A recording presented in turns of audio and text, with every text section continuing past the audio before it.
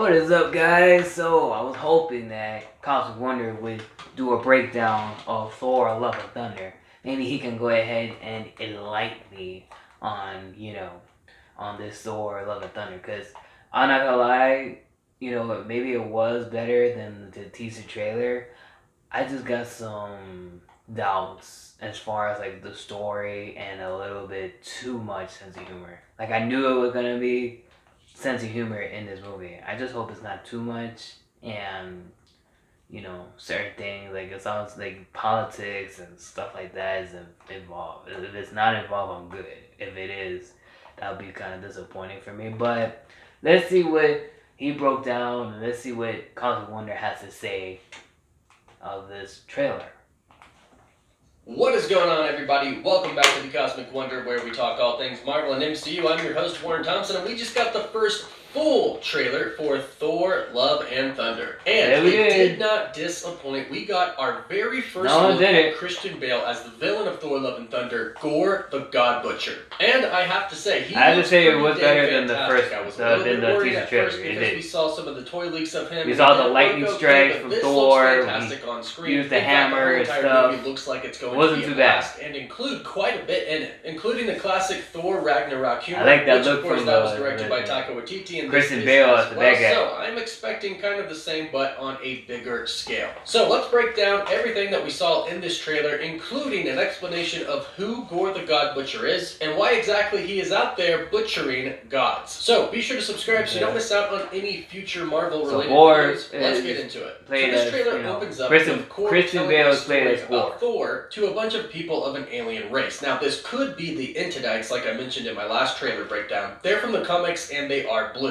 I don't think they're going to play a major part in this movie, but I do think that Thor and the Guardians are going to be helping them. Now, Korg refers That's what I thought too. Like, I don't think they're gonna be as. Which is obviously they're not gonna have. From Norse mythology, and they're not gonna be part alive. Now, he's a space Viking because he travels through space, opening the Bifrost with Stormbreaker, which we saw him do in this trailer and the teaser trailer as well. And he learned how to do this in Avengers: Infinity War. Yeah, now, he did. Make sure to mention that Thor was a god. He was no ordinary man. He was a god, and that's because gods are gonna play a huge role in this movie. Obviously, the main villain is Gorr the God Butcher. We also see Zeus, who is supposed to be the god of gods. So the whole theme of gods is very important, not just to Thor, but to this entire story of this movie. Now from here we get a look at the entire Guardians of the Galaxy crew. We have Nebula, we have Drax, we have Mantis, Star-Lord, of course, we even see Kraglin here, and we even get a look at Groot, who is still somewhat of an older teen, not so much a full adult, which makes sense because the beginning of this movie, when Thor's with the Guardians, is going to take place right after the events of Avengers Endgame. And in Endgame, Groot was still a teenager.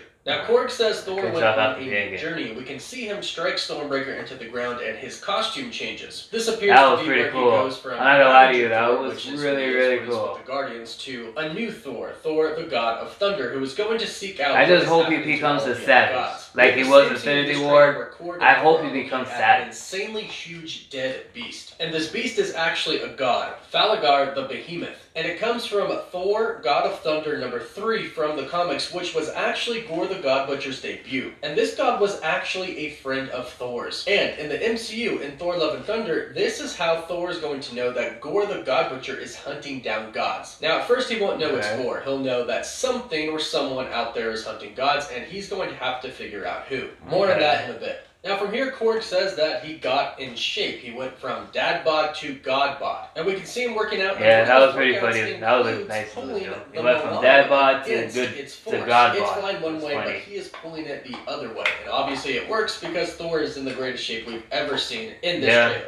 Now from here, they show us a scene that we saw in the first teaser trailer where Thor first sees Natalie Portman's Thor. And if you notice, there are a lot of black creatures in the background. Now, we're not actually sure what these are at this point in time because they don't really give us a good look at them. It actually looks like they are intentionally trying not to show us them. However, I think these are minions of Gorr. Gorr the God Butcher has the all-black necrosword. I think so. This is probably like the end of the god of the symbiotes. Probably the war don't exactly look 100% Gorr's minions here. I still think there's something that Gorr the God Butcher conjured using the all-black necrosword. So they look kind of symbiotic, and maybe they'll mention symbiotes, but I don't think that there's going to be any Venom connections in this film. And then he sees Mjolnir. He sees it flying through the air. He reaches for it, super happy, but then it turns away because Jane Foster's the mighty Thor is in control. And the monologue that Korg is going through starts to say that he is the one and only Thor, but then he says he spoke too soon. And this is to make it very, very, very clear, in case you haven't noticed by her wielding Mjolnir and the armor she's wearing, Jane Foster is Thor. She is the mighty Thor. She is the mighty Thor in the comics as well. Now, of course, in Avengers Endgame, we watched Thor break down about not being with Jane Foster anymore. He was obviously going through a hard time, and we actually know that at the beginning of this film, he's going to be trying to find himself. And a part of that is probably going to be getting over Jane Foster. So it might be one of those classic things to where you're just about to get over somebody and then they come right back into your life. And we can tell that just by the way he's talking, saying the old ex-girlfriend, and when she says how long's it been, like 3-4 years, Thor knows the exact amount of time it's been since they last saw each other. Kind of proving that he really hasn't moved on yet. But hey, it's called Thor, Love, and Thunder. And then from here, we meet Gorr the God Butcher. There's a Thor still in love with Thunder Thor. Please allow me to thank our sponsors, BetterHelp, for sponsoring today's video. Sometimes life gets pretty hard, and sometimes you just want somebody to talk to. That's where BetterHelp comes in. In this chaotic world that we live in, sometimes it's pretty easy to feel overwhelmed or feel some type of anxiety. Whether it's work, school, family, or relationships, sometimes you just want somebody to talk to. And it's also really good to check up on your mental health. Well, BetterHelp is an online resource that allows you to do just that, connecting with a therapist online from the comfort of your home. They have a broad range of officially licensed therapists, over 20,000 therapists in their network, which makes it very convenient to find a therapist that works for you, and you can change therapists at any time, for free. I know it can be a lot easier to receive therapy from the comfort of your own environment, and it's not. I don't think the movie's gonna be bad. Message your therapist at any time. It's just gonna be certain things that probably gonna be disappointed at. Your appointments like I said, I just hope they tell the story of how Mighty Thor, Jane, you'll also get 10% off got her powers by back. clicking the link Or how did she get powers? You know what I mean? Did she somehow figure it out? Now from here we did she need to practice? I mean, like, how exactly? We actually see him get the all-black necrosword for the first time here in this scene. I hope they explain it. For the sword. And we hear I'd be satisfied if they don't. I'll be upset. Themselves. Then he says, so this is my vow, all gods will die. Now, if you're not too familiar with who Gorr is and why he's the God Butcher and why he's so bitter and wants to kill all the gods, don't worry, I got you covered. Gorr's life was full of tragedy. He was born on a no-name planet where his entire life he was told to worship the gods. His life wasn't always bad. He had a wife and he had a bunch of kids, but sadly, they all started to die. And right before his last son died, he prayed and he begged the gods to help him, to save his son, but then his son died. After this, he started to express in his city that he didn't believe. So ever since then, he wanted to seek his revenge on the gods, thinking that it was the gods' fault. Waiting to die, he ended up seeing two gods fighting and falling down to the ground. One was a purple-skinned god wearing golden armor, and the other was Null, the symbiote god. Gorr, in disbelief that the gods were real, went up to the gods, in which the purple-skinned god begged Gorr for help. However, at that time, Null's sword turned into an amorphous mass, and it bonded with Gorr. And he creates the all-black necro sword, and then he kills the god. And I think that's the scene that we could be seeing here, where Gorr reaches for the sword while it's on the beach. Obviously, the movies don't really follow the comics shot by shot, so I'm assuming they'll switch up things just a tiny bit. So perhaps he picks up the sword, and then he kills the god, and then he leaves. But this is why he swears vengeance on all other gods. Gorr was at first shocked that the gods did exist, but then he gets pissed because now he knows that the gods are real, but none of them came to his aid. None of them helped, and this is why in the trailer we hear him say, gods only care about themselves. And from there on, in the comics, after he gets the all-black necro sword and kills the golden armored god, he sets out to kill all the gods. And for the most part, it seems like that story is going to remain pretty similar to the comics. And might I just add, Gorr looks fantastic. And it makes sense the way how they put it on the trailer. Amazing job with Christian Bale. He looks menacing and terrifying. Now from here we see Jane Foster's Thor and our Thor together again. Christian Bale as Gorr, he looks pretty badass. He looks breaking looks down. really He does bad. this so we can summon the Bifrost, and then Tooth Gnasher and Tooth Grinder. I want to see how, you know, who can I want to fly see through him space, play take them as Gorr, to you know? Olympus. Now, in this I'm sure he's dialogue gonna that do happens good. between Really Thor good. and Jane Foster, there's a little bit of misdirect here. Thor says, I want to say that was very, very impressive what you did back there, but as he says this, the trailer shows us Jane Foster's Thor fighting people at Olympus. Now, this is not what he is referring to. He is not referring to this battle scene. This scene hasn't actually taken place yet, because this is in Olympus, and that's where they're going. The impressive part that Thor is referring to is the battle where he originally sees her and Mjolnir, where he reached for Mjolnir, but it went to Jane Foster, and we saw those symbiotic type bad guys in the background. Right. Now, it looks like Jane Foster's Thor might actually have a little bit of a different set of powers than our Thor. When she's fighting at Olympus, it kind of looks like she uses the hammer to throw ice out. She fires these sort of energy balls out of the hammer, which I do believe are ice balls, because if you listen carefully, it definitely sounds like ice. Now, Thor is the god of thunder, so he can use thunder, but perhaps maybe Jane has been able to tap into some other elements as well, which I think would be really cool to see cinematically. Thor would be using a lot of lightning, and I'm assuming Jane Foster is going to as well, but it would be really cool to see her add some other elements in there, mixing with the lightning.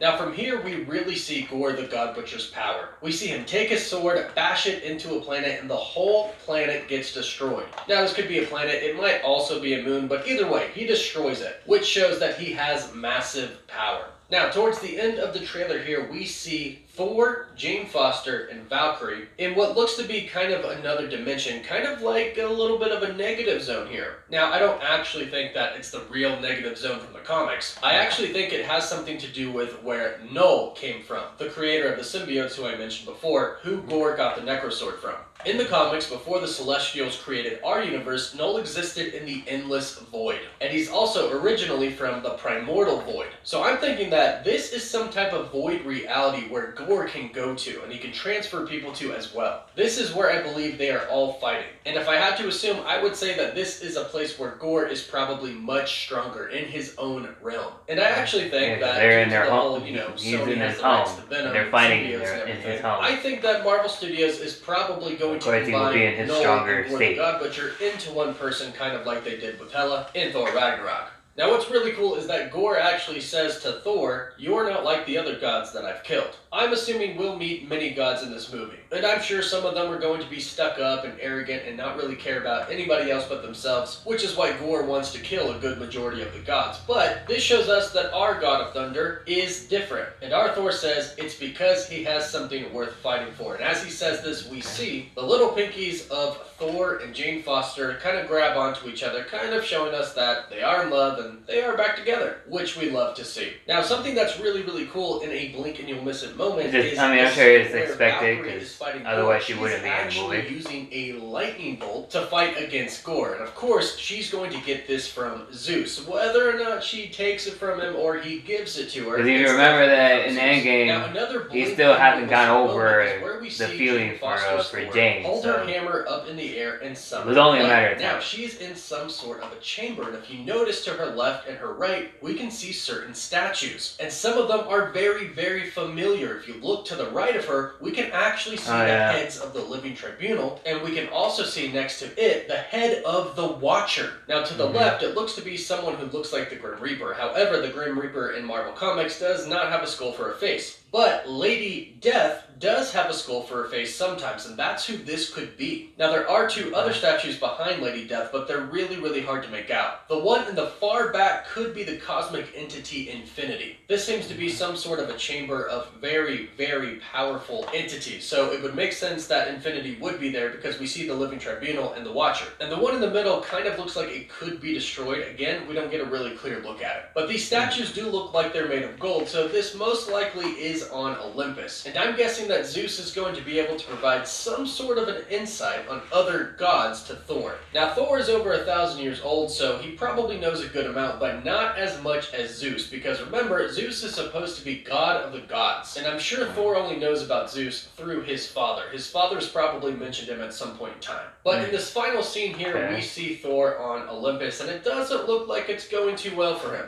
Zeus seems to have him in chains, but it does look like Zeus doesn't know who who he is. We see for the first time Russell Crowe as Zeus, surrounded by his ladies beside him, who I'm assuming worship him because he's the god. You're gonna have like a But we little hear him comedic say, role. "Let's see who you are. I take off your disguise." And he does a little flick, and with that little flick, he manages to flick off all of Thor's clothes, in which all of the girls beside him and some men next to them all faint, looking at Thor's body. But this also shows you just how powerful Zeus is. With the flick of his fingers, he flicks off all of Thor's clothes. Now we see Valkyrie, Korg, and Jane Foster on the side, and they don't appear to be chained up. They look like they're guests. So perhaps Zeus has something against Thor, or maybe he had something against Odin. Again, it's unsure because Odin says that he's in disguise, so he probably didn't know it was Thor at the time. However, we do see a scene where Thor is fighting what looks to be some guards with the chains that he was held down with. And then we see the scene with Jane Foster getting into that same platform, using Mjolnir to fight some people as well. So I'm assuming it doesn't go well at first, but perhaps Zeus eventually remembers who Thor is and kind of becomes a little bit nicer and shows them a little bit more hospitality. I'm sure a combination of Thor and Jane Foster showing Zeus their powers and also telling him that somebody is going around killing gods might get his attention. And that's it for the full official trailer for Thor Love and Thunder, where we got our first look at Gorr,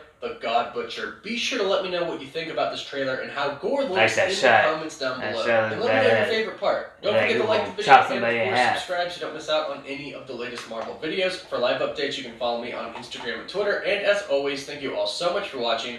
Woof woof. Nice breakdown, Cosmic Wonder. Salute to you. Salute to you, man. Wait. Salute to you.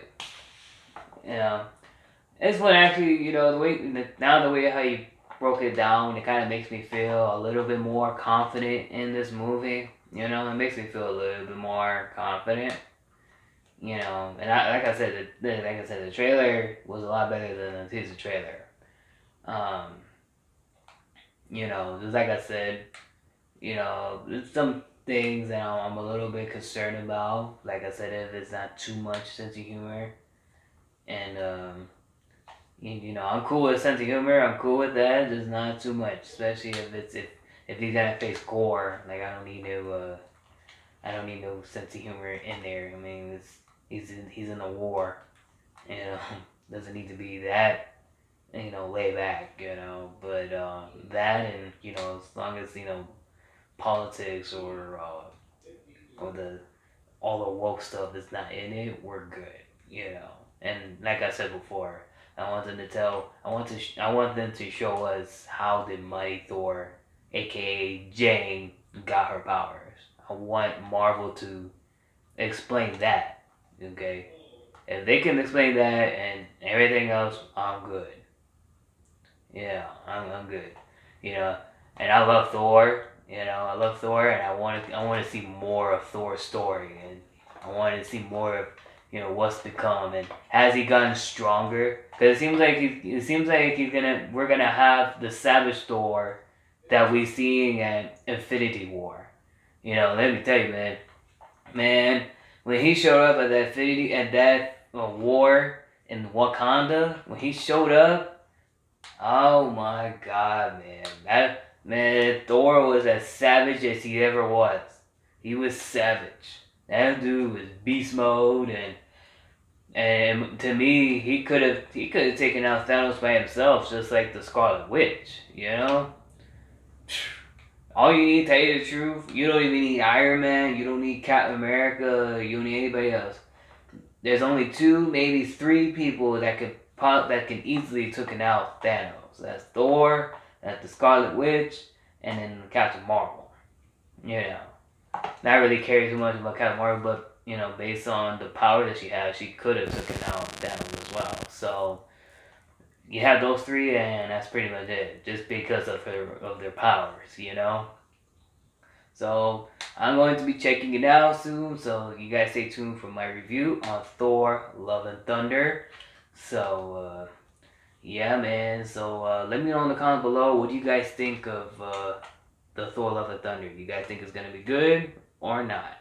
And if you enjoy my reaction to Cosmic Wonder's trailer breakdown, you can go ahead and hit the like button, subscribe, and share. And make sure you guys click on the notification bell so that way you guys can get more upcoming videos in the near future. And before I forget, make sure you guys go ahead and give shout out to Cosmic Wonder. You know, he's doing really good of breaking down these trailers and, you know, from the Doctor Strange and from Marvels and DC and stuff. Well, I don't know if he does DC, but I know he does Marvel. But he was doing really good, man. And some of the things I didn't even know about, because, you know, I'm new to Marvel. I'm new, like, I follow through what I see on the movie. I don't follow through both Marvel, through the movie and comics like a lot of you super geeks out there do. I just follow through the movie.